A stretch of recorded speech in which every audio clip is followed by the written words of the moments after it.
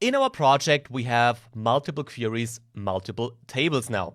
But actually, the only tables we want to work with now, outside of the query editor to later also create our visuals, are our dim tables and the fact population table. So only the tables in our star schema, because the idea of the schema was to prepare, shape, and transform our data to be able to interact with this information as efficient as possible. We have 7 other queries though in our project, here in our source folder. And whilst these were important to create the actual star schema, I don't think we need these tables in our actual project later on. Now turns out that we can have an impact onto the way data is loaded into our project. Again, theory time here, because the feature I'm talking about is the enable load feature. Now, how does enable load work?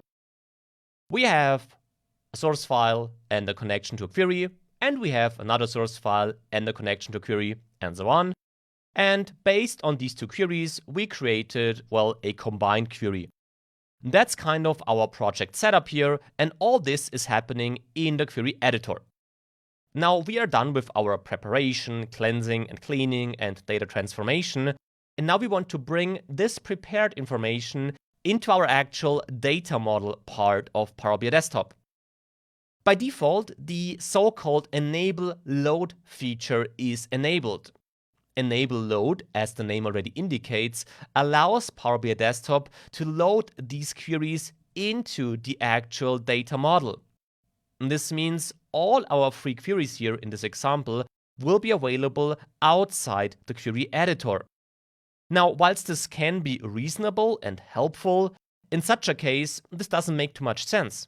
Because here, query 1 and query 2, so this combined query, contains all the required information. Therefore, if we would be able to kind of only load this combined query into the data model, this would be very helpful and also save us some loading time. By disabling enable load for query 1 and query 2, we can do exactly this.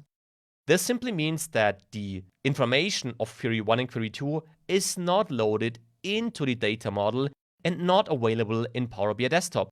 Important though, the information in query 1 and query 2, so in this combined query, is of course available, and as this information is retrieved from query 1 and query 2, we of course have access to this underlying data, but by loading only the prepared data, the combined data, into the actual data model, we increase our efficiency and we also keep our data model as clean as possible, because loading all the source files into the data model isn't too helpful at all and just bloats our data amount, and this is something we typically want to avoid. The enable load feature can be found by right-clicking onto a query. As you can see, enable load is selected by default, so if we keep it the way it is, and now leave the query editor by clicking onto the upper part of this close and apply button, we see that all our queries are loaded into the data model. So you see that's a whole bunch of requests going on and a whole of data loading, and therefore this also takes quite a while. Now the loading is done, and no matter if you are in the report view here, or in the data view, or also here in the relationship view, close this. If you scroll to the right here, so no matter where you are, you see that we have all these fields loaded into our data model. And that's of course not very efficient, because we only need the 3 dim tables and the fact table. All these other tables were just needed to create these. Therefore, if we now go back to the query editor here via transform data, we can simply deactivate enable load for all the data here inside this source folder, this source group. So we unselect this feature here. Now we get the warning that we have a possible data loss, which makes a lot of sense, because if we used any of the fields of one of these loaded queries, of one of these loaded tables to create a visual, then this information would not be available anymore. This is not the case for us, therefore we can continue here. Now you also see that we have this italic text style here indicating that enable load is unselected. Now we have to do this for all our other queries. Yes, we continue. So it's always the same approach. So I'll do this quickly here. Yes, also this one, the codes table,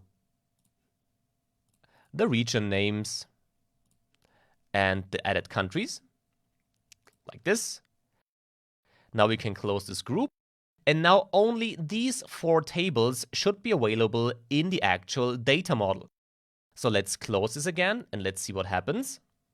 And you see, this was very fast. That was one thing. And also in our fields here, we only have our 3 dim tables and the fact population table.